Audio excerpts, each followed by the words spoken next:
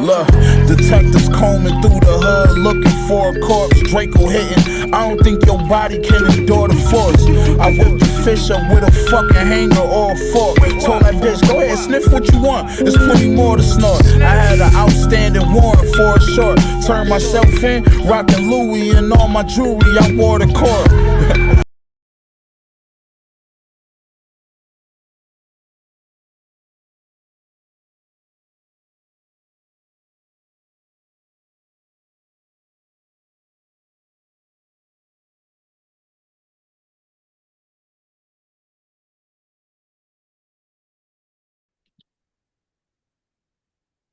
Ladies and gentlemen, episode 97, Hard to Kill. We're with Second Lieutenant Travis Hardy. What's going on, brother?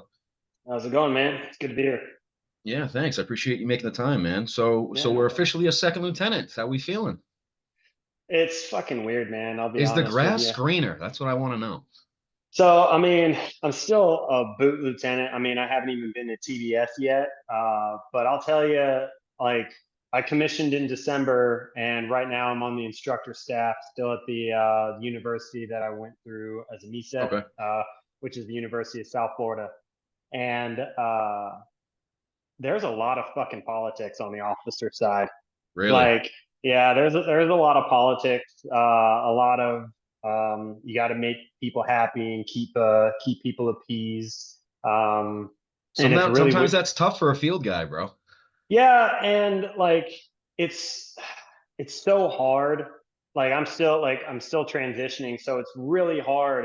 Like when something happens, the staff sergeant party wants to like take over and like take control because I know what needs to get done and it needs to go down this path. But it's so hard right now in the transition to like pull back and just, hey, let it go. If they fail, they fail, and if they do fail, like, you can correct that deficiency after the fact. Yep. And it's like I just want to like jump right in and be in the trenches with the guy, with like the midshipmen and all that and the other MESEPs. And it's like that's not my job no more. Would you say that's a tool though? Being that you come from that side, you can at least understand maybe the responsibilities of that billet, and maybe that gives you more maneuverability at the position you are now, just that you can understand both sides? Or would you say maybe it's to a detriment? Oh, no, absolutely. I mean, I've said it since I joined the Marine Corps that I think all officers should serve a tour on the enlisted side first. Of course, I believe that. Whether it's in the job field that they want to commission into or just be on the enlisted side, because it's a completely different world. Like even from my experience, very limited experience on the officer side so far, it's just a different world. And your decisions that you make as an officer trickle downhill. And having been that PFC at the lowest end of the totem pole, like I feel and have felt what those decisions made from higher do to somebody like me. So I think going forward, whatever job I end up as an officer, I'm still planning on going back to the infantry. I know that the weight of my decisions and how that's going to trickle down through the ranks and affect that PFC, that Lance Corporal, which is why I've been a very huge vocal person in every command I've been to that all officers should serve on the enlisted side for at least 2 years before they commission. Yeah, I agree with you completely. So are you a 31 originally? Oh yeah, I'm an 0331 by trade. Gotcha. Yeah, did 4.5 years with 1st Battalion 5th Marines. It was with Blackfoot, Apache, and Whitehorse. Okay. And then I PCS'd to 29 Palms, and I was the section leader with Suicide Charlie 1-7. Okay. And then while I was there, right before my deployment there, I got histed, and then I got histed, and I put MSG, combat instructor, security forces, 2 weeks later, Yeah. came back. You're going to the drill instructor, and you're not only going to drill instructor. I'm not going to send you down the street to MCRD San Diego. Bear us out. You're going back home to where you were a recruit, and you're going to PI. But it was also really cool going back to Paris Island as a drill instructor, because I ended up being a drill instructor for the company that I was a recruit. Oh, that's cool. So it was actually a pretty surreal feeling the first time I'm ITing some recruits on the same exact quarter deck that I got blazed on when I was a recruit. Yeah, of course. I had like a moment, and I was like, this is fucking weird. And then carry on. Now, while I was on the drill field was where I put in for the MUSET program. So what years were you DI for? So I was a DI from, so I reported DI school April 1st of 2018, and then graduated in June. And then in September was when I ended up starting the McQuist course. So when you graduate DI school, you go to your company and you check in, but then everybody pretty much gets like a secondary job. So they send guys to McQuist, they send guys to Leatherneck Square to become an MAI and everything like that. So that way, when it comes time for you to go on quota, they have a place to send you. Gotcha. So I ended up going to McQuist because I was already a WSA, because I was a scout swimmer when I was with 1-5. Okay. So I went through WSA. So I got slayed there for 6 weeks, picked up a partial, and then I rolled through with a couple cycles. Nice. So tell me this: when did you go to boot camp? What year? I went to boot camp August of 2011, and I'm probably one of the few people in the Marine Corps that can say that I earned my Eagle Globe and Anchor at the end of the Crucible on the Marine Corps birthday. Ooh, okay. I like it. They started our Crucible 2 days early, so that way we could finish. That's kind of badass. Yeah, it was really cool.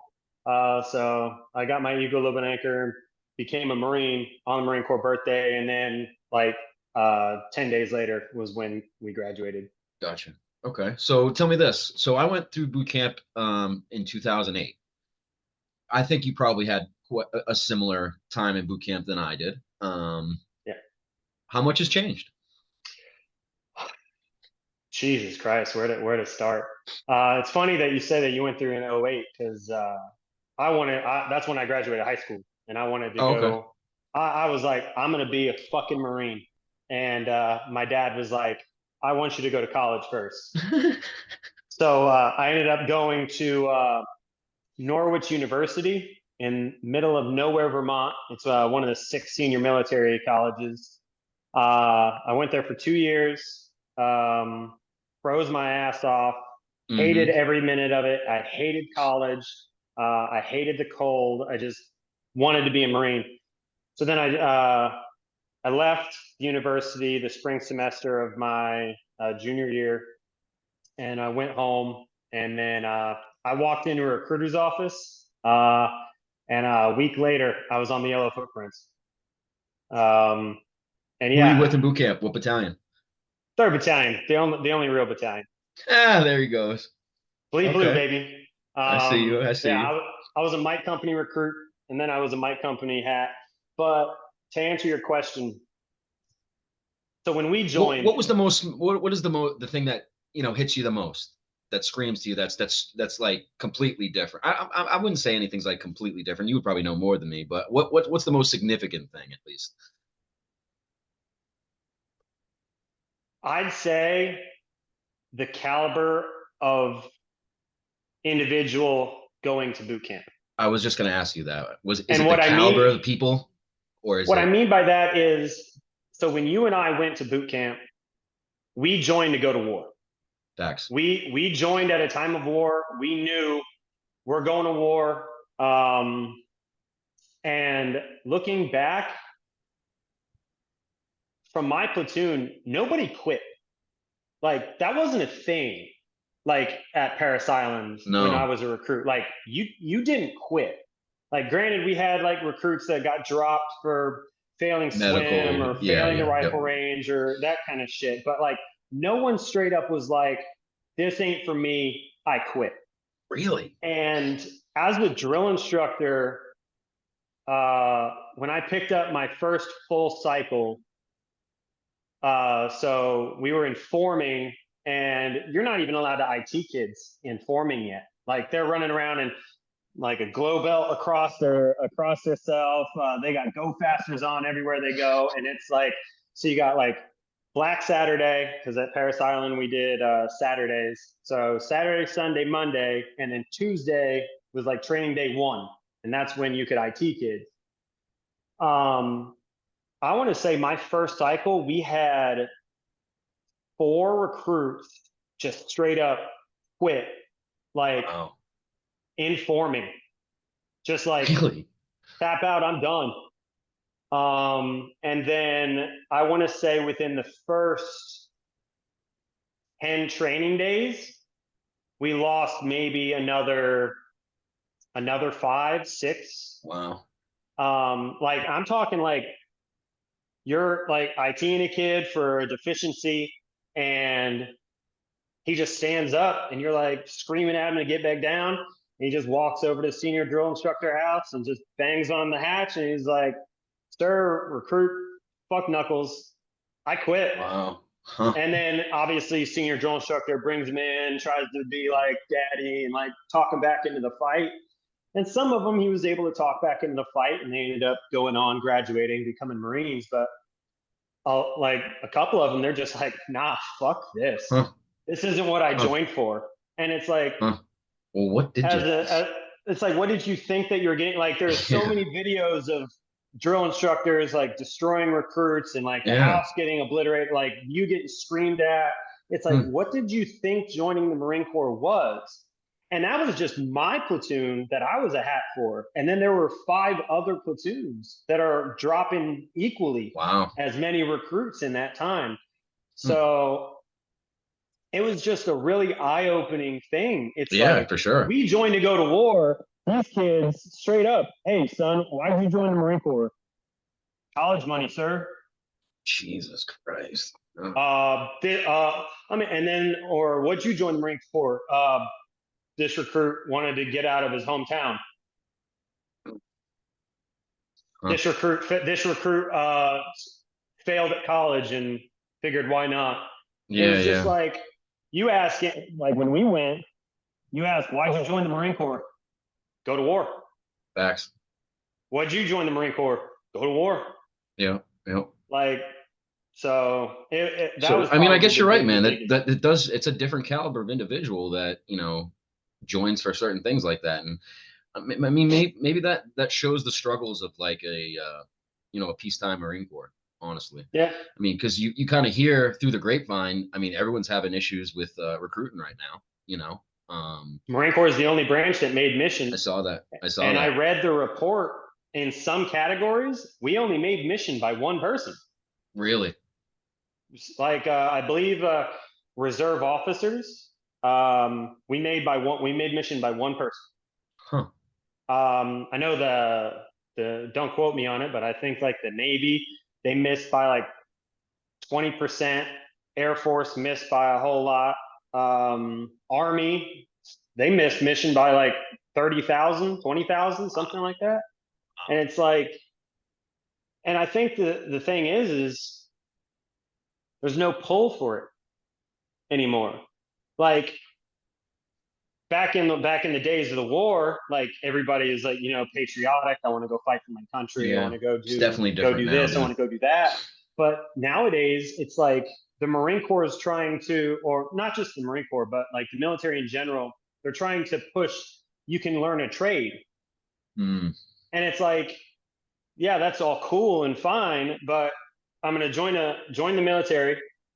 I'm going to have my first 4 years, regardless of if you're in the Marine Corps, the Army, the Navy, maybe not necessarily the Air Force, but you're going to have a shitty first 4 years. Like you're doing all the shit jobs. You're the low man on the totem pole. You have zero responsibility. Like you're going to get yelled at, screamed at for every little thing that you do wrong. You're going to live in mold-infested barracks. Yep. You're going to have food from the chow hall or the DFAC that probably ain't that good that you're paying $300 a month out of your thing for. Yeah. And then you still got a cell phone bill. You Yeah. got to pay for internet because the barracks don't supply internet. So you got to go. And then I know when I was a boot in 1.5, the only place you could get internet in Pendleton was through Spectrum Mobile, and you're paying like, because they had that monopoly out there. Yeah, they did. So you're paying out the ass just to have internet in your room. And then field day and like granted, and then if you're in like another MOS, like go clean the motor pool or like wash out this. So you're but dude, you say that, and I just think about when I was in, I didn't even think I could complain about shit like that. You know what I mean? Like I'm not just like Sison trying to sound like a badass or anything, but it was almost like a time like that was just what it was. It's what it was. And you're right. A lot of us, we were just focused on going down range. That's what it was. And but nowadays it's they're offering like cybersecurity, right? You can go be a cybersecurity Navy or Marine Corps or whatever. Fuck, you can get cybersecurity in the civilian world and make six figures as a 21, 22-year-old kid fresh out of college. You're making six figures, whereas you do the military route, like the pay ain't that great. But again, me and you, we didn't join the Marine Corps for the money. So I mean, you'd almost say that we don't have many incentives to entice the kid of today, if you will. The iPad generation. Yeah, the iPad generation. Oh, yeah, you're right, dude. I hear you. Well, tell me this, man. You clearly, I mean, I look at you and I see just, I mean, you got to have like an internal motivation about yourself to even just accept being a careerist, which is clearly your goal. Where does that come from? So it's, I say it all the time, but it's the family job. So I'm actually the fifth or sixth generation United States Marine. Oh, okay. Kill. So I can trace my my Marine Corps line all the way back to the Civil War, where one of my ancestors actually won the Medal of Honor in the Civil War. Tell me about it. Come on. The second, so he Andrew J. Tomlin, Corporal Andrew J. Tomlin. He was awarded the Medal of Honor at the Second Battle of Fort Fisher. Basically, everybody else got killed that was in charge, and he took over as a corporal and ran the gun battery line. It was actually really funny. When I graduated OCS, I took my parents to the Marine Corps Museum on Quantico, and the Marine Corps Museum has a big wall dedicated to all the Medal of Honor recipients, and it has like their picture and stuff. That's badass. They just had a picture of a Medal of Honor because they didn't have a picture of it. Oh, okay. So my parents actually sent in like all of the stuff that they had on him, like his picture and everything. And I haven't been back since to see if they put his picture up. Gotcha. But and I mean, I can trace not just the Marine Corps. I can trace my direct line back to the Revolutionary War, the founding of our country. I'm surprised your dad pushed so hard for you to go to college. Well, my dad actually didn't want me to join the Marine Corps. So he was an 0331 at Way City with 1.5. So I was actually a 1.5 legacy. He had the pig at Way. He was Delta Company 1.5. It was the company that earned the battalion the nickname the Citadel Battalion because they took the Citadel of Way. And then he did 3 tours in Nam.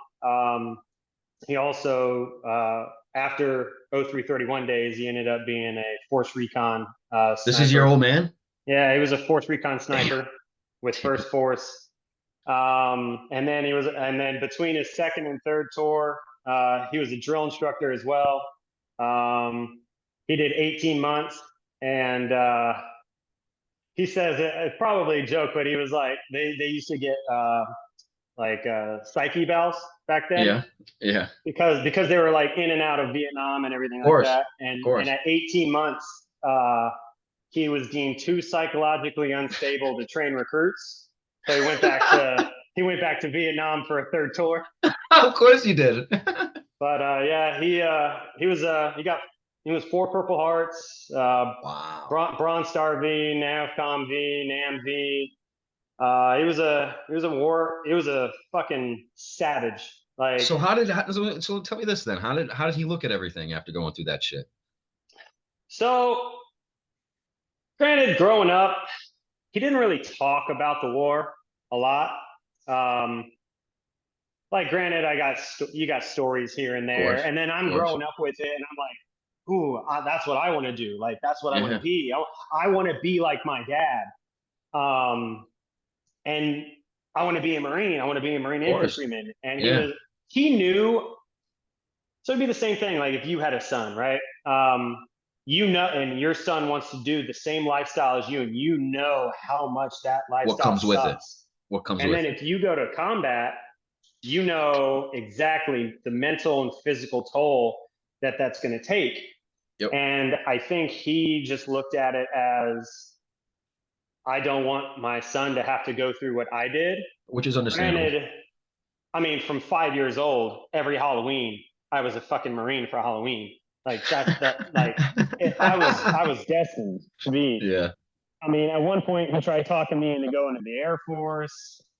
He was like, go to the fucking Army, go do anything. And then I was like, at 18 in high school, I was like, Dad, I'm going to be a Marine. I'm going to be like you.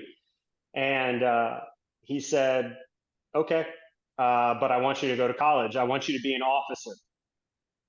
And so I went to college. I tried to do the officer thing.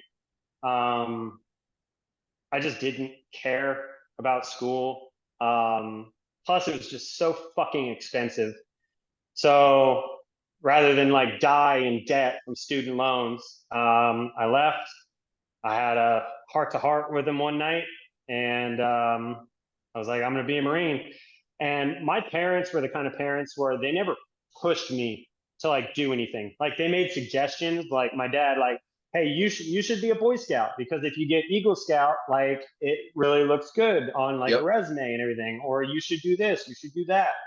And then once I made my decision, they would throw their entire support behind it. Gotcha. Like, I never played a down of football my entire life. Freshman year, I decided I'm going out for the freshman football team. And they were like, I was 100 pounds soaking wet with a rock in my pocket. And they were like, okay. And then I was like, I never wrestled before. I'm gonna wrestle in the winter. Okay. And they never missed a game, never missed a match. So then when I decided to join the Corps, I mean, they knew. It's not like it was a surprise. Yeah. But since I've been in, my dad has opened up more to me about some of his experiences. Then when I went overseas, combat zones and all that, it got deeper, like at a deeper level of connection. And then I'm sure that meant a lot to you. Oh yeah, definitely. And then when I went to the drill field, you know, those kinds of stories too. But yeah, like my dad has and will always be my best and closest friend. But I think now, like, having been through the same experiences and seen and done a lot of the same things he has, like, I feel even more of a deeper connection. Of course you do. With him. And it's just somebody that, if I'm having a really bad mental health day about X, Y, and Z, I can just call him up, and I know that's somebody that I can relate to about it. I'm glad you brought that up, dude, because honestly, mental health wasn't really viewed in his day as it is now. You know, no, they were just and he still to this day wakes up in the middle of the night. Like, he's over there killing the still doing it. He's still doing it in his sleep, man. I hear you. He's still hooking and jabbing. But it was really cool because he gave me the honor of being my first salute when I commissioned. That's badass. So that was That probably meant a lot to him when you finally commissioned. oh yeah, it was an extremely emotional day. Yeah, I bet it was. And he had his Marine Corps League red blazer on and the red piss cover. He's got a white beard down to here. Looks like Santa Claus. Just looks like the nicest guy in the world, but like deep down, like even at 75 years old, he'll kill you. Still got that savage in him. Oh, definitely. And it's like growing up, you saw like you knew when he was pissed, you could see flashes of it. Yeah. And he never had a mean streak or anything like that. Just super nice. But when you fucked up, me and my sister, when we fucked up, yeah, we knew it. But yeah, he was the one who got super into genealogy and made all these discoveries about like our family tree. That's badass. And now that I'm commissioned, he's actually putting in an application for me to become a member of the Society of the Cincinnati, which is the oldest hereditary society in the United States for military. No shit. Basically, it's a society where, as a commissioned officer in the United States military, you can trace your direct line back to an officer that served in the Continental Army in the Revolutionary War. That's badass. My ancestor was Colonel John Brown, who was the commander of the militia at the Battle of Concord. Wow. Damn. So okay. Yeah, my family's been putting bad guys in the ground in this country for a long fucking time. So a lot of people say I was predestined, and a lot of people also ask me like, "Hey, if you have a kid and they want to join the Corps, like, would you let them?" I'm like, "If they want to." Well, what deep down, I don't care what you say, dude. Deep down, every Marine, dude, like if your son really wants to do it, come on. Yeah. Come on. You know but that. It's also the same thing of like, if they don't want to do it, are you going to try to push them? And you can't put no.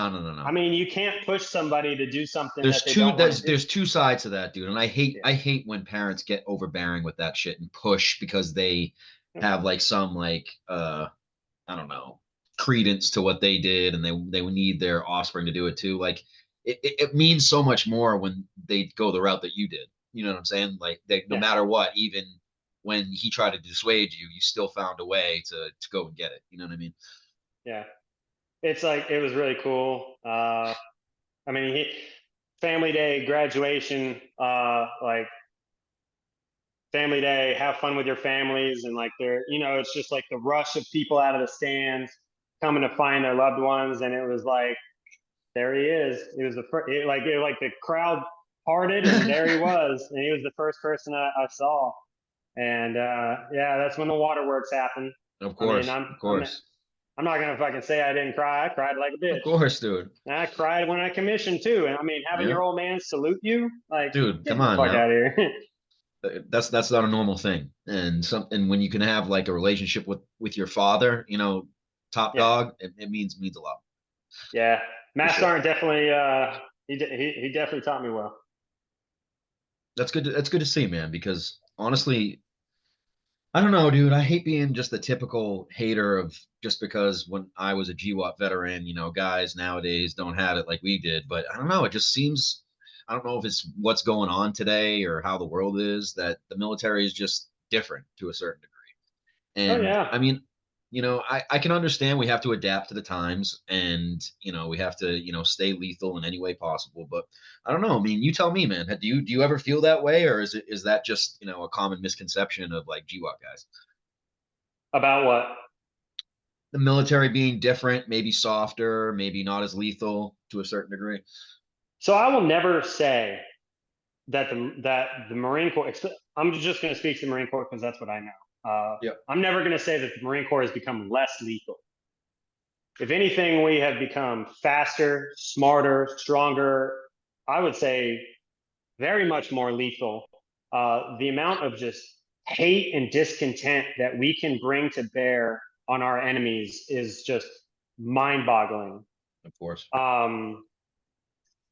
What I will say is warfare is not going to be what we've fought for the last 20 years. No, it's not. Because I mean, you can turn on your computer or even on your phone, and you can watch what's happening in Ukraine. That was actually right my next now. question, bro. That was my next question. How, just from what you've seen, from fucking drones dropping ordnance to drones flying into people, I mean, it's evolving.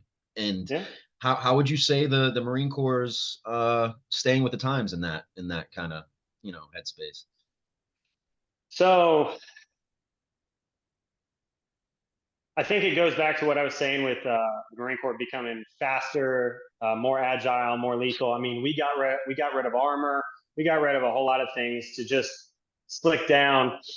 Granted, the plan for 2030, the 2030 plan is we've been making this shift back to the Pacific, back to our roots, island hopping, being amphibious, and everything like that.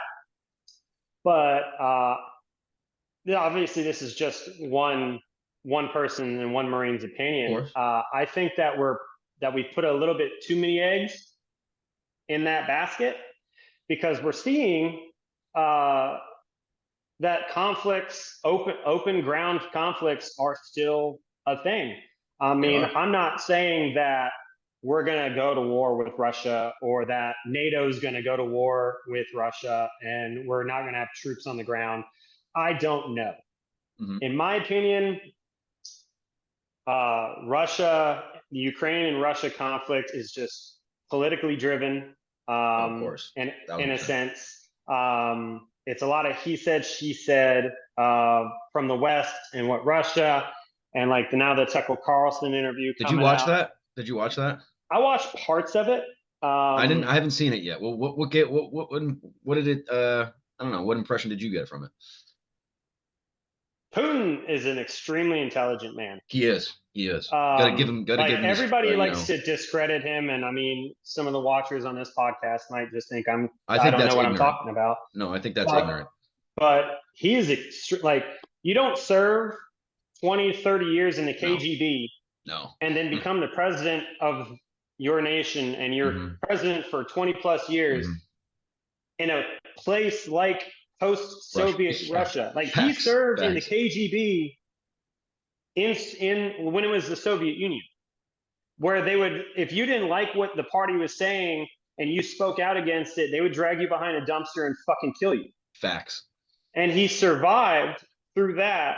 Not only did he survive, then he survived the fall of the Soviet Union. I know. Still was able to keep himself in enough of a power position to then become president. So he's just such an intelligent person, and I think it's a lot of, I don't want to get political, but no, I'd love you to. A lot of our sitting members of Senate and Congress, they were alive during the Cold War. You're right. They were the ones who lived in constant and continuous fear of the Soviet Union and Russia.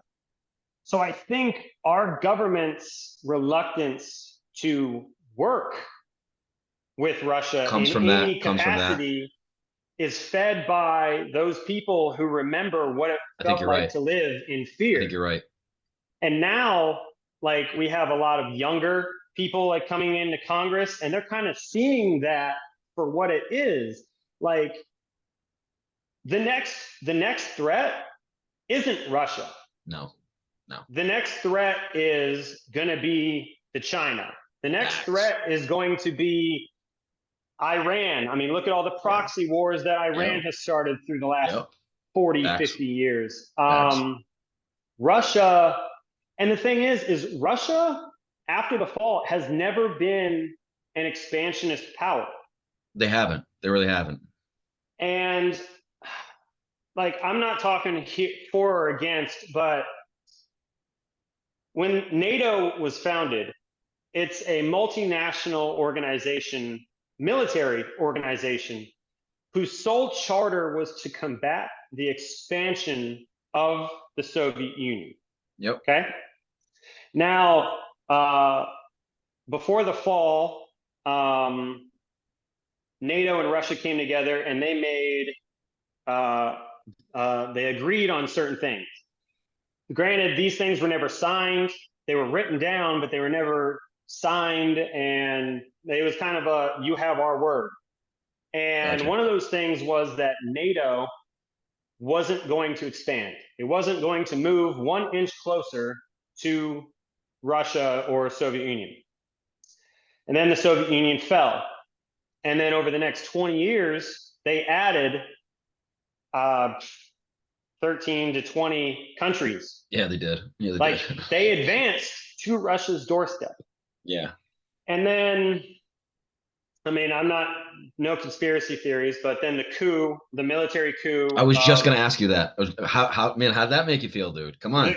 That Well, shows you what happens when you fuck with Putin, honestly.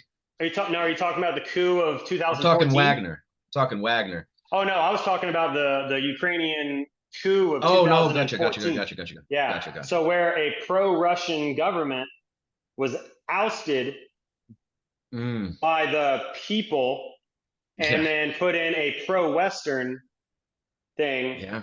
All right. And then what's Russia have to do? The only warm water port that Russia had was in Crimea. That's why they annexed Crimea. Yep. And then the government in Ukraine, I mean, Ukraine before the war was one of the most corrupt countries on the entire planet. Dude, I've been saying this nonstop. That's why I don't understand what is going on right now. And anybody who says different, I mean, I'm looking at it objectively. Like you can look and read article, and it's like it was known as a very corrupt country after the new administration and pro-West came in. Now, when the talks started about the possibility of them joining NATO,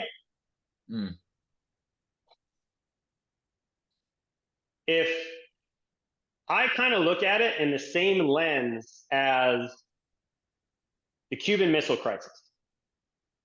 Okay. Now, I'm going to walk you through that thought process for me. So, USSR wants to put missiles or nukes or whatever in Cuba, right? Those missiles, 90 miles away from the American homeland, could have hit anywhere in our homeland. Multiple targets. Yep. Multiple targets. Okay. The most eastern part of Ukraine is only about 150 miles from Moscow. It's true. So not only then would American missile batteries or NATO missile batteries or missile batteries of any kind been able to touch Russian soil, they would have been able to neutralize Moscow. True. Because so it's like a whole lot of give and take. So a lot of people, they can see why Russia wanted to protect itself. Okay. Now, in my opinion, I agree in the sense that from the interview, Putin had no intention of taking all of Ukraine. Okay. He said that since the very beginning. He didn't want to take all of Ukraine. He wanted to oust that government. Yes, he did. So honestly, I've sided with him the whole time, dude. I really don't give a fuck what people say. I'm not picking sides because obviously I hear you. Pick sides, but I have my own opinions. Yep. But back to my original point is there's a ground war. Yeah. Going on for the last 2 years, and in the 21st century, in the year 2022, 2023, and 2024, we are having trench warfare. Yeah. With peer-to-peer assets. Yeah. Like we are seeing firsthand, like granted, does Russia have the greatest military technology? No. Does Ukraine? No. Or did Ukraine? We're giving them a lot of our shit now. But we're seeing what war looks like now when two near-peer assets are going, like, there's trenches for the first time since World War I, World War II. Like, there is trench warfare. And now when you bring in drones, Mhm. So you pin everybody down in these trenches, and then you strap a $5 grenade to a $90 drone, and you launch that into people. Yeah. So now, on top of the demoralizing effects of being under artillery bombardment all the time, Mhm. tank bombardment all the Mhm. time, now you have the added of Drones. just because bombs aren't dropping and you're Mhm. sleeping in your fucking hole doesn't mean that a grenade isn't going to fall out of the sky and kill you in No. your sleep. No. Because I've seen IR videos of these I have to. drones just like Yeah. literally dudes just standing around, not doing Nuts. anything or Nuts. asleep, just dropping a grenade and they're I gone. love how you just articulated that, because I don't think the common person appreciates how significant that is, because merely because of the assets that we have nowadays, and the weaponry that we have in a situation like that makes it so much more deadly and so much more lethal. And Yeah. uh, it, from the lens that we're looking at it, like me and you were talking about looking at videos on like beers and battles on or battles and beers on Instagram. They've been posting a lot of stuff, and Yeah, a couple of the other channels. post a lot. Yeah, I think they posted one the other day of kamikaze drone hit a Russian soldier and his buddy had to shoot him. His buddy had to shoot him to put him out of his misery. That's because nuts. What medical attention are you going to give somebody Nothing. who just got Nothing. blown in half by a fucking drone? Nothing. So now it's like you look at that. So most of our wars that we fought after Korea were against forces that did not have the same technological and military advantage that we did. Facts. Okay. The last force on force fight that we fought was Korea. Yep. After that, it's been, Vietnam, the first Iraq War, second Iraq War, Afghanistan. Yeah. It's coin. It's freaking hearts and minds. It's we're not the only war I believe that we have fought since Korea where we went in with a distinct mission was the Gulf War.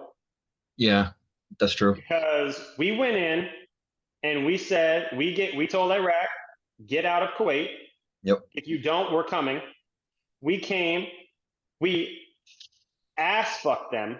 Yes, we did. Out of like the highway of death, all that shit. But then we pulled out. I know. You're right. We had our mission. Like we had our mission. We executed our mission. We succeeded in our mission. And then we left. It wasn't this, all right, like in 2003, 2004, we're going to take Iraq and then we're just going to, sit here and hold it. And then it turned into fighting the insurgency and then train their forces. Train their forces. Yeah. And then it was the same thing in Afghanistan. Yeah. Yeah. When the Taliban. Bro, how can you? But still, how can I can see just from how you're articulating, you're a history buff and you follow things, and how can you not get? I don't know, some like a weird feeling about the Middle East, dude. Because obviously we weren't there to win, and we just the fall alone. I mean, I know that hit a lot of guys hard. Well, the fall, one of the main picture that went out when the Taliban commander was sitting in the chair of the president and he had all the guys behind him. Yeah. And every single dude that was behind him was trained by us or the Brits. Yeah, no shit. And you know how you know is because they were all standing there with your finger straight off the trigger. Yeah, facts. So we trained all of the guys who ended up coming back and retaking over the country. Bro, the optics on that just look bad.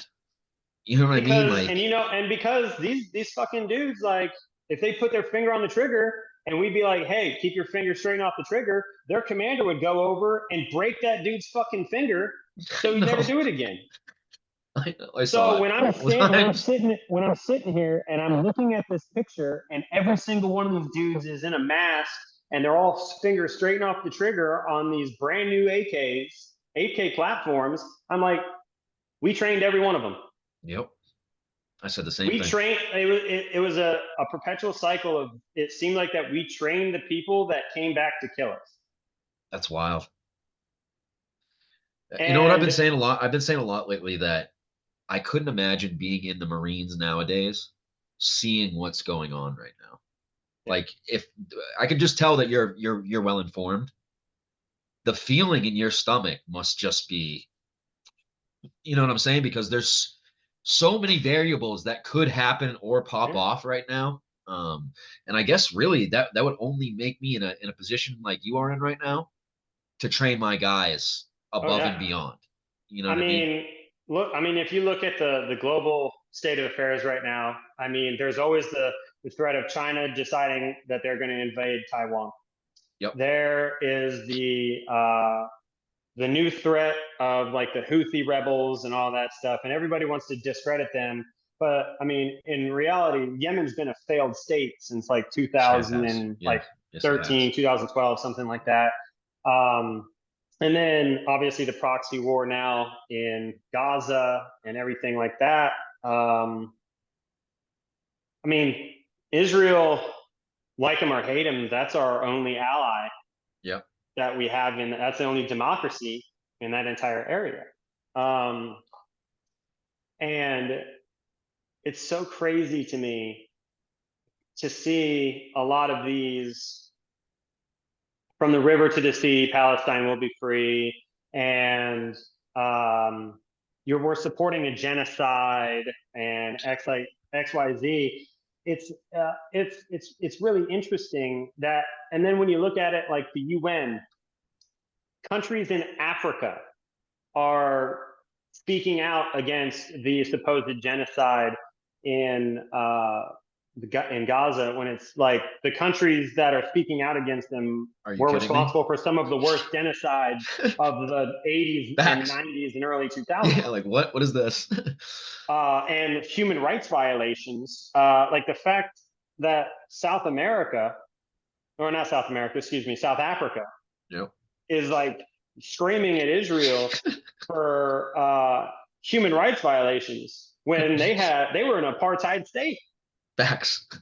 And then it's also the fact it's like everybody just is so quick to judge and to condemn and everything like that. It's like, when you are a state of any kind and every single other nation around you wants nothing more than for you to be wiped off the face of the earth.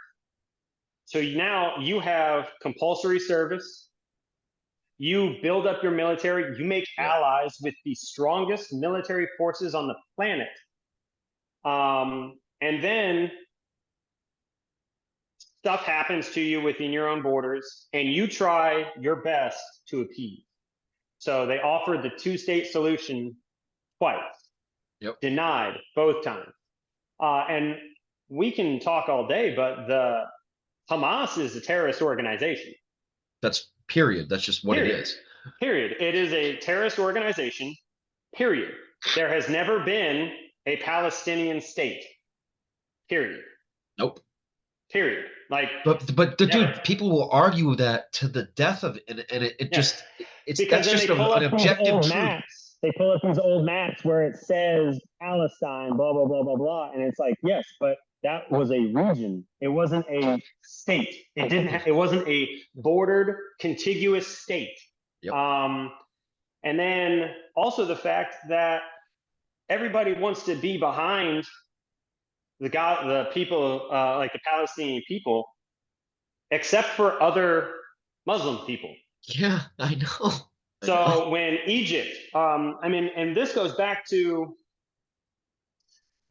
when the Palestinian, like, so Arab culture doesn't really assimilate well into other cultures. Like they're very tight knit. They're very, they believe what they believe. Stay themselves. Yep. Now, within the Arab culture itself, Palestinians don't assimilate into other Arab cultures. Yeah, it's true. So when the Palestinians went to Jordan, they created the PLA or PLO, Yeah. one of those organizations, and they decided that we want to try to do this. So like we want this, and the Jordanian king at the time said no. So then they were like cool and tried to assassinate him. Yeah, that's right. So then Forgot about the that. Jordanians kicked all of the Palestinians out of Jordan. Where did they go? Lebanon. Then they did the same exact thing and started the Lebanese civil war, which now 30 years later, Lebanon still hasn't recovered from. Yeah, that's true. Then they finally were able to evict them all from there. They ended up in the Israeli area, Gaza Strip. Yeah. Gaza Strip and everything. Yep. And now that they're in trouble, the other countries don't want to take them because they know if they go there, they're just going to try to start do the same thing. shit. Same thing. And it's like a lot of people are trying to be like, yeah, well, there's difference between the Palestinians and Hamas. And it's like yes and no. That's saying the same thing about the Taliban and Afghans, man. Yeah, and if I'm a people that elected, well, the Taliban and Afghans were a little different because that they weren't elected, whereas Hamas was elected into the government by the people with like an 80% vote. That just blows my mind. So like the people who already knew that it's a terrorist organization, this is what I'm saying, voted for them to be in charge. And then Israel comes to them and says, do you want a state? And they're like, no. Cool. Hey, we're going to give you this anyway. They forcibly evict all Israeli citizens from the Gaza Strip. Yep. And then they're like, hey, there are no more Israelis there at all. Two-state system. Like, we will give you this land and we will formally recognize you on the international stage as a state. No.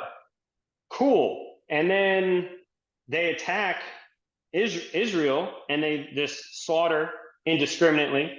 I mean, some of the things that were coming out of Israel when that stuff happened was it was just brutal, terrible. It was brutal. I mean, absolutely, like murdering an entire family on Facebook Live and then posting it. There was one where, I mean, they fought.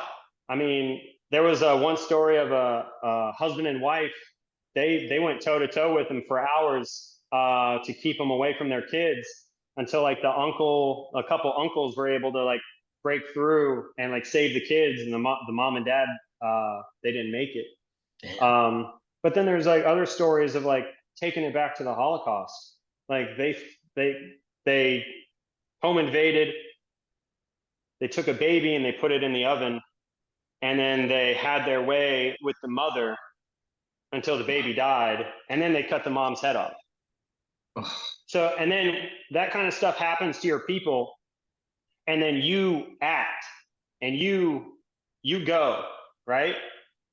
Because if the Israelis are known for one thing, it's escalation of force. Facts. And now they're doing what they have every right to do, in my opinion. I agree. And now it's being called a genocide. It's like, well, they're not killing. It's not a genocide. Genocide is you're killing everything. Slaughtering indiscriminately. Yeah. Indiscriminate slaughter. They are killing Hamas terrorists. They are doing their best to not kill women, children, non-combatants. You know why that's happening, bro? Is because Hamas uses their people as shields. As human shields. Exactly. It's like the Red Army in World War II. Like you can run that way and get mowed down by Allied or by Nazi machine gun fire, or you can try and run away and then we're going to kill you. Yeah. So, I mean, I feel bad for the innocent civilians because there are innocent civilians of course. in that fight, but they have every right to fight. Yeah. Like the Israelis, like I read an article. You can't even argue that, dude. Like you can't. I read an article that if someone had attacked the United States in the same manner that the Palestinians attacked Israel, and they killed over 1,000 something Israeli citizens, if they killed the same percentage of population by attacking the United States, they'd have killed like 40 million people. That's wild. So, I mean, they have every right. They have every right to have attacked back, dude. I mean, yeah. Hamas was the first one to do their little descent in with hang gliders and slaughter everything in their path. And how can they not expect something to snap back at them? That's just. And the fact that they killed foreigners, and then those countries didn't even do anything. That's true. Like there was like that German couple at that festival that I saw that got murdered. And yep. German government didn't do anything. No, they didn't. We live at a crazy time because there's multiple fronts going on right now, man. Oh yeah. The fact is like everybody likes to discredit the Russian military because they gained so much ground in the initial invasion and now they've lost a lot. But it's still the fact of, if it wasn't for the United States and the Allies giving billions of dollars and billions of dollars worth of equipment, like the Ukrainians are losing equipment almost faster than we can get it to. Yeah, I know. That's their biggest problem. So, like, the only reason that they're still able to stand and fight is because of outside influence. If it wasn't for people sending everything to Ukraine, the Russians would have been able to just mull over them. Yeah. Especially and then everybody likes to say use the term counteroffensive. And counteroffensive this and counteroffensive that. It's like the last counteroffensive, they actually lost. Yeah, I know. Land. I know. I saw that. So that's just because that's just because the media they're isn't fighting well versed over in this. hundreds of yards of land. Mm-hmm.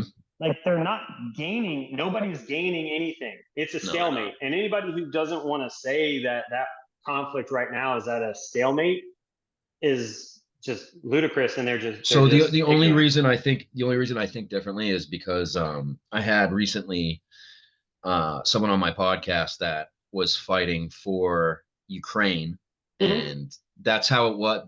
I said the same thing for quite some time, but I guess recently Ukraine has been getting like their shit pushed in by Russia on like a couple of different AOs in Ukraine. I'm not sure exactly where, but I mean, it's starting to become spring.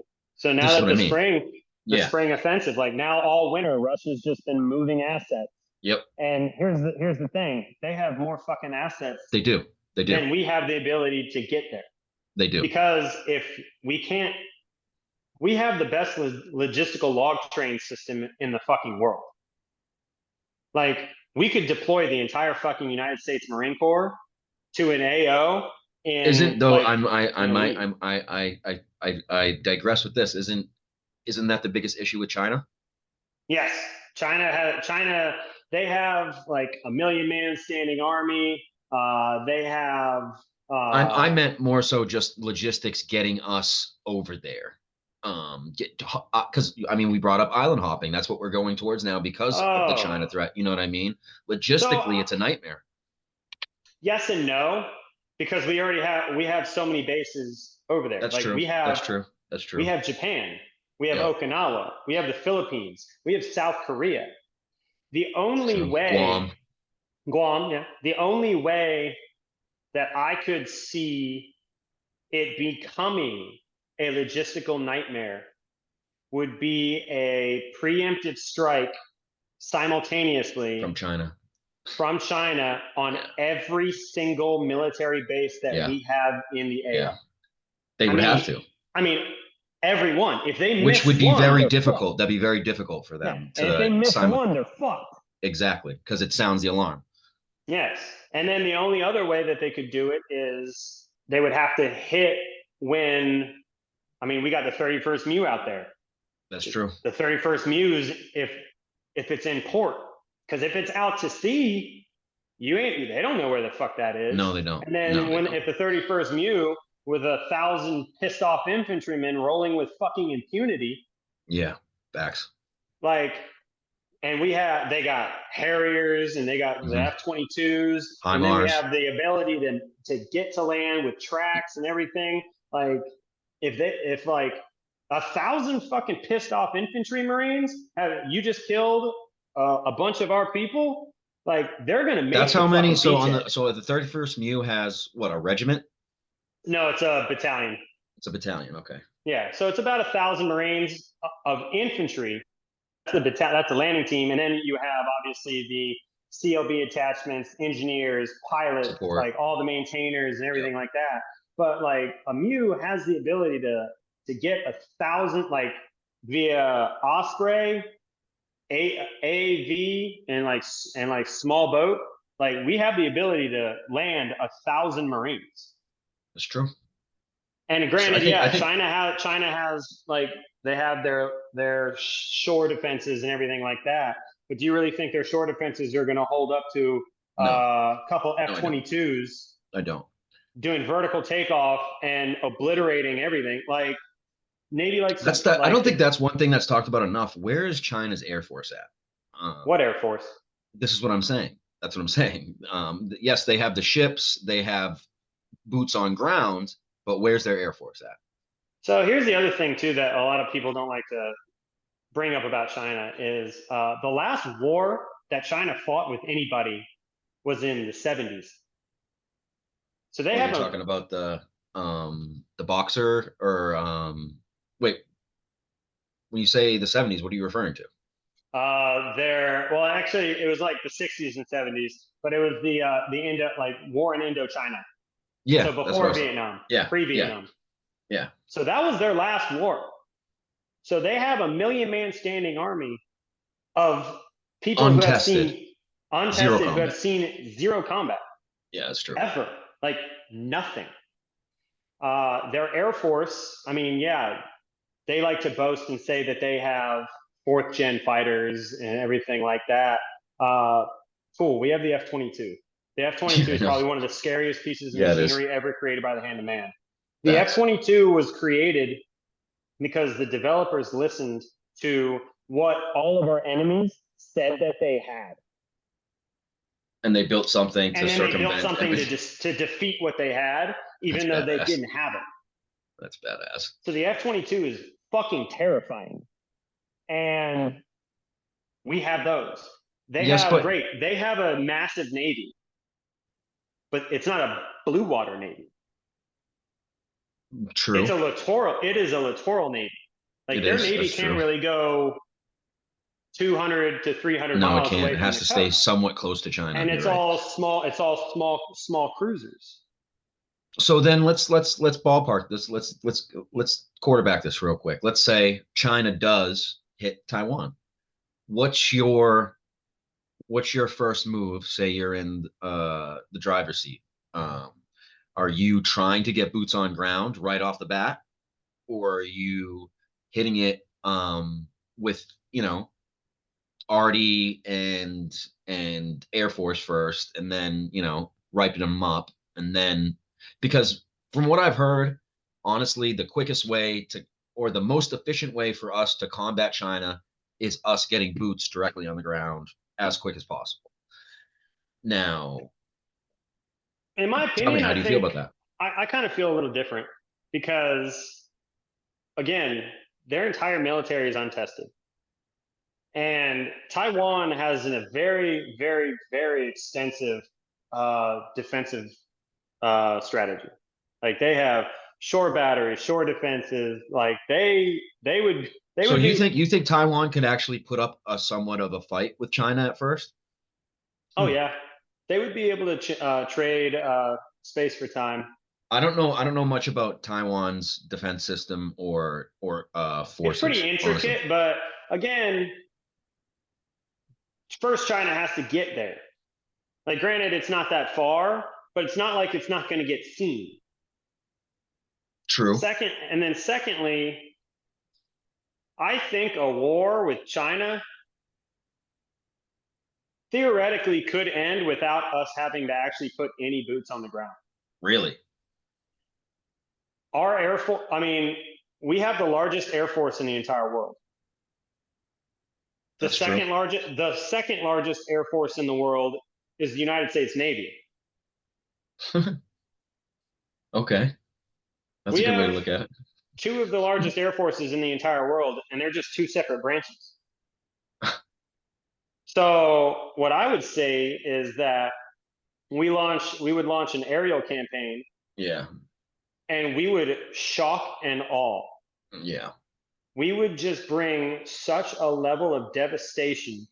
Like our Air Force could wipe their Navy out Kind in of an hour. what Israel's doing to Gaza Strip right now. I mean, they're I would absolutely. say more along the lines of what Israel did during the 6 Day War.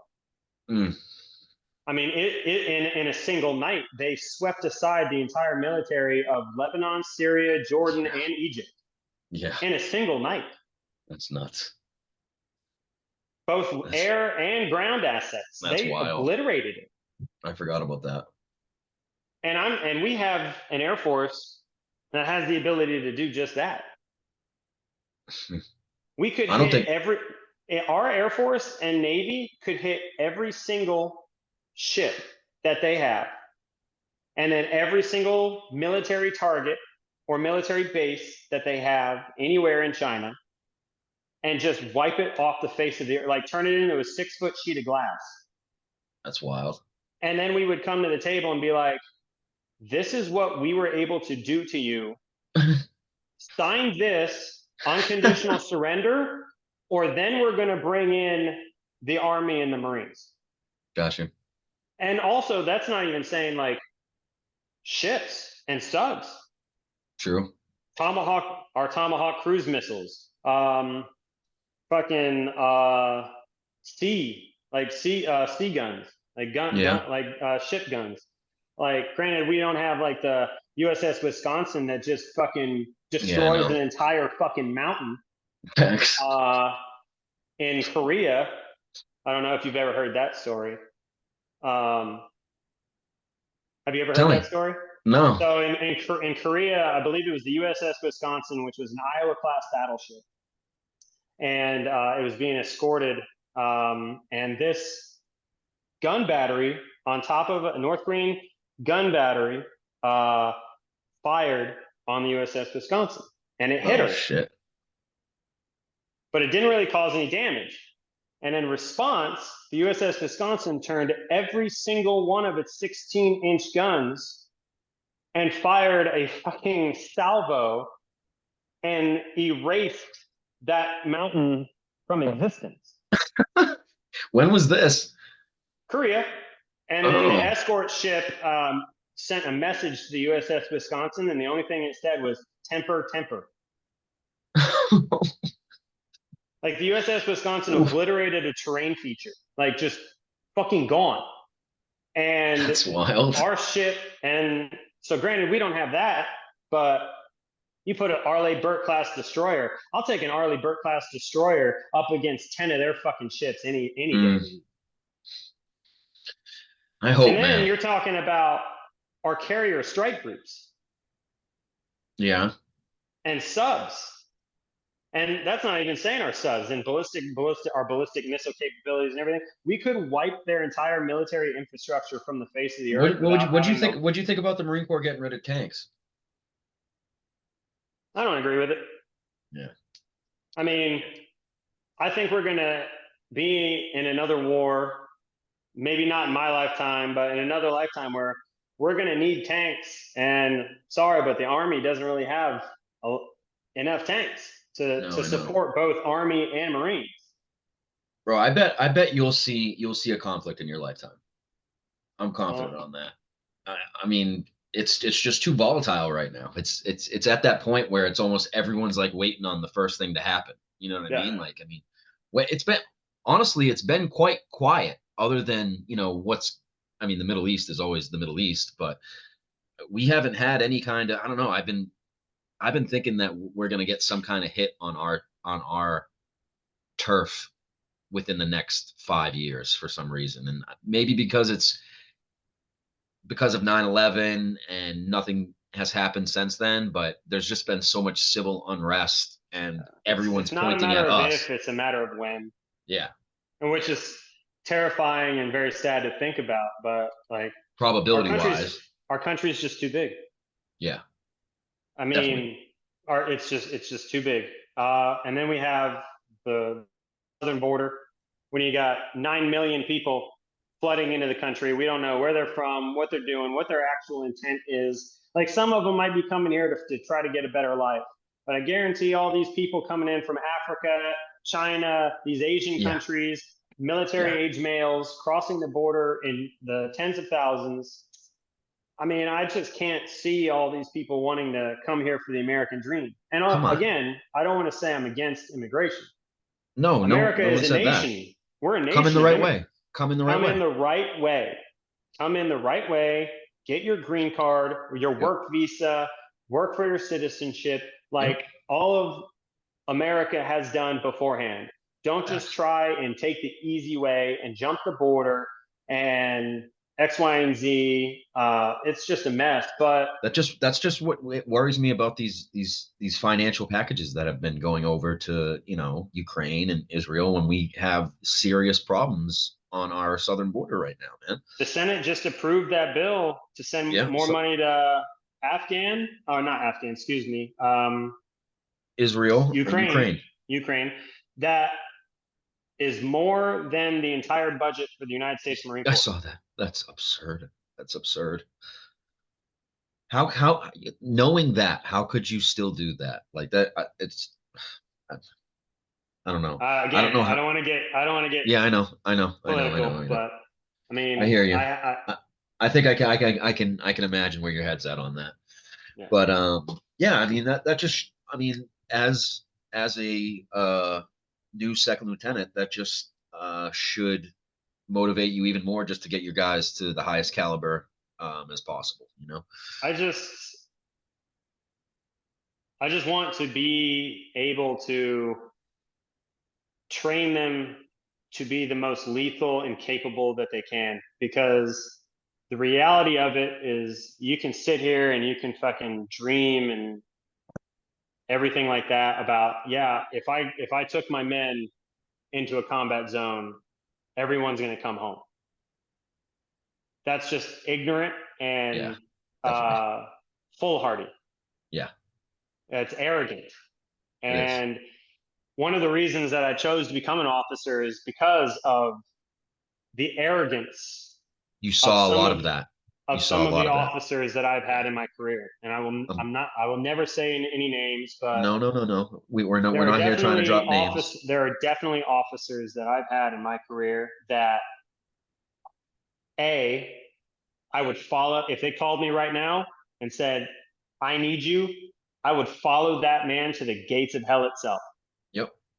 And then there are other people that if I saw them on the side of the road on fire, I wouldn't even stop to take a piss on them. Dude, I've had them too, and I know exactly what you mean. But that should give you the motivation that you need to just not be that type of leader. Yeah. And it's, again, like, it's just arrogant, foolhardy, and ignorant to think that anything that you can do as an officer, solely that, is going to bring all your men home, because the reality of war is not everybody's going to come home. No.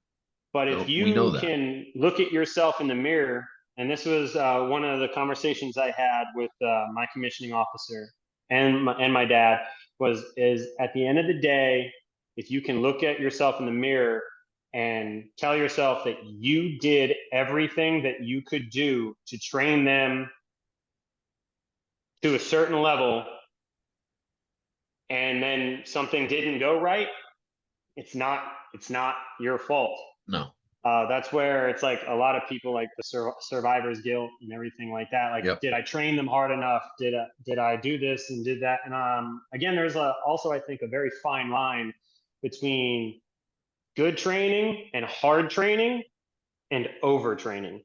Of course. Because we're all people at the end of the day. Yeah. Like, we all have lives, we all have social life, like things like that. And you don't want to burn your Marines out by constantly going like at balls to the wall every second, every day. When you show up to work, you have to be perfect. When you leave work, you have to be perfect. The entire time you're at work, you have to be perfect. That's just not realistic. Facts. I'm happy to hear you say that. it's just not a realistic No, expectation. it's not. Now, on the same side is we have a training schedule. Okay, we have an approved training schedule of like what Monday through Friday. This is what we're going to do every single day, and this is the hours that we're doing it. If it's a training thing, you give me 1000% of your ability during that training time. After that training time, Exactly. like Don't, one I'm of not my fucking with you. my old XO, he went to bat for a lot. Like when he was a junior lieutenant, he would bring his training plans to the SIA, to his SIA, and be like, "Hey, sir, like we plan on training from this time to this time. Once all training objectives are met, I want to cut the boys and be like, all right, now go and do you, go recharge your batteries, go do what you need to do. So, hey, if the training schedule's done by 2, 3 o'clock in the afternoon, like what's the point in keeping them there till like 6, like 5 or Common 6 to wait sense. on Common sense. the word, the word. The word. There's this thing that Nikola Tesla kind of invented called the fucking telephone, where, hey, me as the officer, I'm obviously not leaving until like all my tasks are done. Yep. Mm-hmm. And I get the word. Other than like a Friday for a safety brief. What is to stop me from passing that word to my platoon sergeant, yep, and then having that shotgun blasted out to the rest of the platoon? Like, why do I need to have them come and stand in front of me to hear me or the platoon I agree with you sergeant completely, just bro. say the word? And then, like, all right, cool. I'm giving them back their time, because eventually there's going to come a day where, hey, we do need to stay till like 8, 8:30, 9 o'clock at night to get done shit that we need to get done. Yep. And now, rather than, granted, Marines are going to bitch, moan, and complain all the time. Of course. But they're more willing, I think they would be more willing to, like, hey, we got all this fucking time on this end, and now we got to get it back on this. Bro, you know day. That goes a long way with the guys. You know what I'm saying? When they and can see that you're working with them. Yeah. And then it's also like the thing of like, all right, hey, Lieutenant, what happens if all of a sudden battalion comes down and they need a roster done right then, right there, mm-hmm. and it needs to go up? It's like, all right, well, it's 5 o'clock in the afternoon. If this roster was so important, why is it coming down at 5 o'clock in the afternoon? Mm. Like, my Marines are already gone. Like, they're at the gym, they're at chow, they're jerking off in their fucking rack, doing whatever they need to like do to fucking better their social battery and their mental battery, because during the day I'm going to drain their physical battery. Yep. And then boom. So it's like, hey, sir, why can't first thing that we do as soon as, like, before we kick out to PT in the morning, why can't they just fill out that roster? Like, I gave you the plan, or here is the plan. You approved on the plan. You signed off on the plan. Like, what, And I mean, granted, that's going to come with like having a good CEO as well. And like, not everybody's going to be like that. Not everybody is going to be like, hey, some CEO might want to have a company formation every single day, or they might want to have the Marines there. But I know when I was a junior lance corporal, and the training's been done for hours, and I'm literally just sitting in my room in uniform, playing video games, waiting on the word, or fucking off, waiting on the word, to then get a text message to come out to the smoke pit for a 5-minute conversation of things that we already knew that we had to do for the next day, and then literally just get all right, you're off. I'll see you tomorrow morning. It's like, why did I just waste 3, 4, 5 hours of my time that I could have been doing something else other than just being a Marine? Yep. And then some other people might say like, well, that's 4, 5, 6 hours that you could have been training to get more lethal, or you could have been training on this, you could have been training on that. And it's like, I'm not like, bro, like there's only so much training that you can do. There is a threshold before mentally it's just you check out. You can't sustain. Exactly. Like if like we're doing in the backyard of San Mateo, if we're doing fucking gun drills for like 4 hours, like, okay, cool. And now you want me to do gun drills or distant ass or knowledge or Kazovac 9 lines or whatever for another 4 or 5 hours. So we're being productive while we're waiting on word. I mean, you're really like the amount of, if you would have just cut that into 2 separate days. So rather than that second half of you just giving half-ass because you're fucking exhausted from doing 4 hours of gun drills. Exactly. And then now you're even more exhausted for doing that. So now the next day you don't have as much energy to bring. Whereas if you just took those 2 segments and turned it into 2 separate days, and now you got more energy and you're attacking the next task with the same exact amount of ferocity and engagement as you had before. See that, dude, that's the Mustang in you that you can understand that.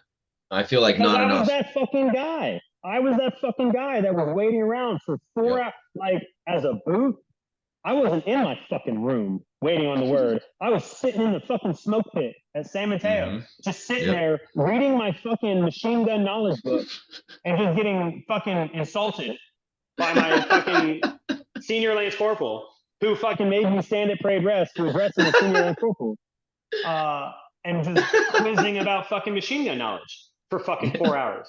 Exactly. It's like, what am I gaining from this?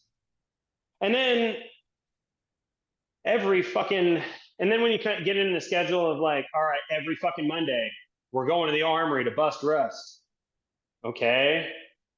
Well, why can't we just take the guns out, go do some gunnery, maybe, I don't know hey, if you got any school trained guys, hey, this is how you set up a gun in fucking defilade.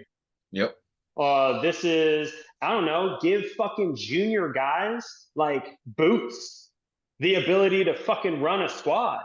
Facts. Or run a fire or run a fucking fire team, because goes a long way in a combat zone. If your squad leader fucking dies, somebody's got to fucking step up, and then everybody's got to step up. And if you don't have any fucking idea what the job above you or 2 above you is supposed to do, then you're just a fucking liability.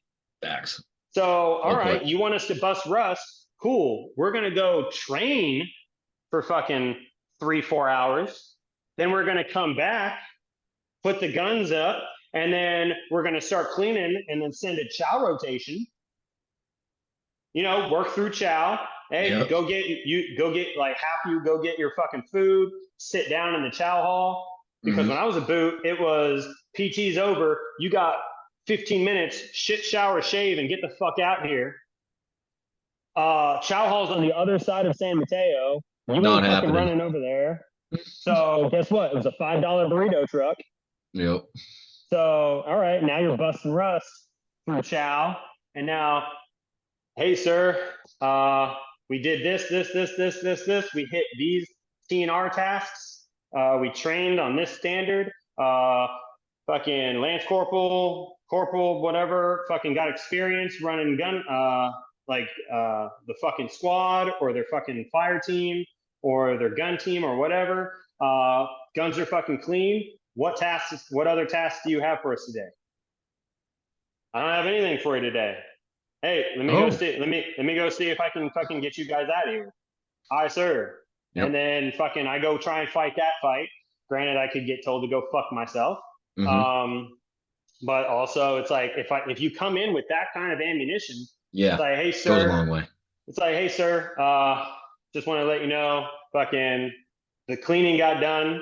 But on top of that, we also got done these tasks. We trained to this TNR task, XYZ, blah, blah, blah, blah, blah.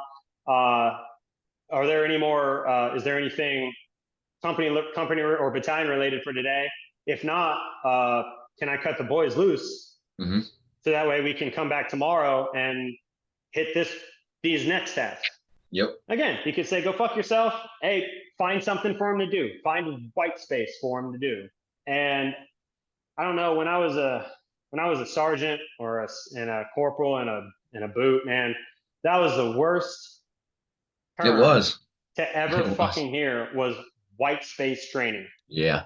That Because is, you know that it was means pointless. that, You know it was 'cause that pointless. means that somebody's planning. They left so much of a gap Mm-hmm. that now we have to find something to fill that gap before now we have to go on to the next required task. That's so true. And it's just like most of the white space training is just bullshit, because it's It all is. shit that like Time you've already wasters. taught or you've already Yeah. learned. Yeah, it's wasting fucking. Oh, and another Yeah. one, pickpocket class. Oh. Yeah. So Same thing. I don't Same know. thing. Like I have it in my head of kind of like what I'd like to be as a platoon sergeant or excuse me, a platoon commander and everything. Yeah. I mean, I would love to go to a weapons platoon. I figured. Obviously. Yeah. It's what I know. And then one of the other things too, it's like cross train. Yeah. Definitely. Hey, Goes a long way. Hey, guns, go learn mortars. Mortars, Yep. come over here and fucking learn guns. Hey, Yep. and then if you're on like a range or something like that, why can't I put the mortarman on the machine guns? Of course, you should. Why can't I have the fucking machine gunners drop a couple rounds? You know? And then with hey, let's get some people on the Gustav.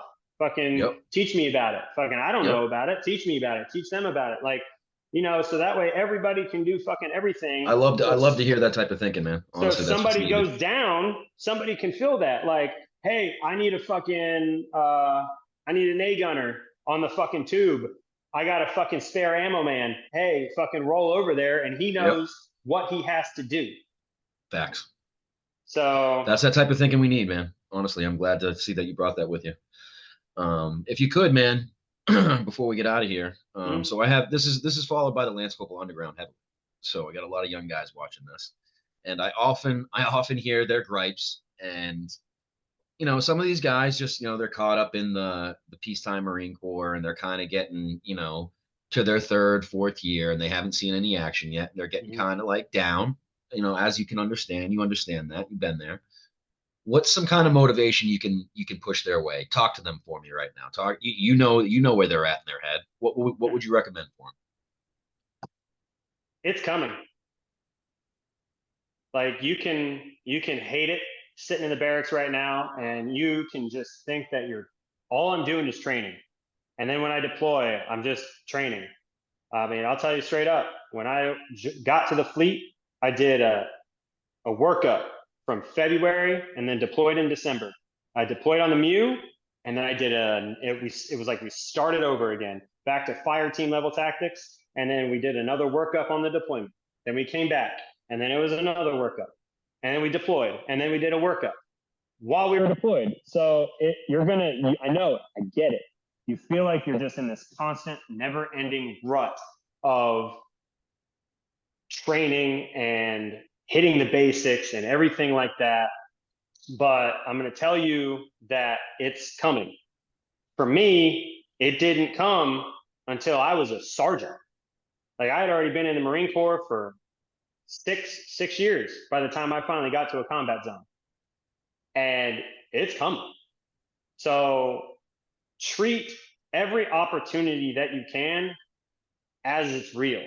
Definitely. Because if you start getting into the mindset of, oh, it's just training, and then we're going to deploy, and then, hey, I'm just going to train while I'm deployed, nothing's going to happen, blah, blah, blah. Life is going to smack you in the face like a sledgehammer.